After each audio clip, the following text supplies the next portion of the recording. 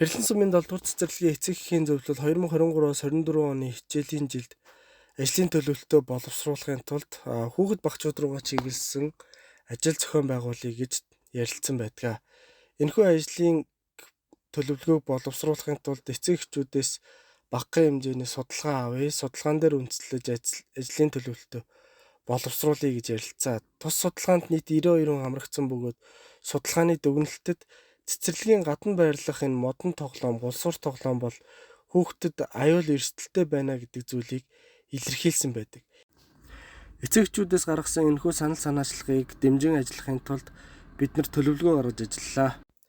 Нэгдүгürt энэхүү ажлыг зохион байгуулахын тулд өөрсдийнх нь оролцоотойгоор өөрсдийнх нь дэмжлэгтэйгээр хийж гүйцэтгэе.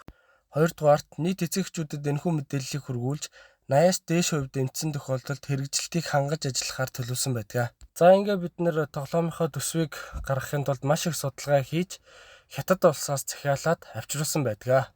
За ингээд цэцэрлэгийн нийт бүрэлдэхүүн болон эцэг эхийн төлөөллүүд хамтраад тоглоомынхаа шалыг зутгаж лего шалыг наагаад тоглоомынхаа бусад хэрэгслүүдийг бэхлээд суйрлуулж дууссан байдаг. Энд нэг ам маань бүр дүүжин тоглоомоор тоглоод эхэлчихлээ шүү. За удахгүй цэцэрлэгийн хүүхдүүд маань ирээд эрүүл аюулгүй тоглоом дээр тоглох боломжтой боллоо.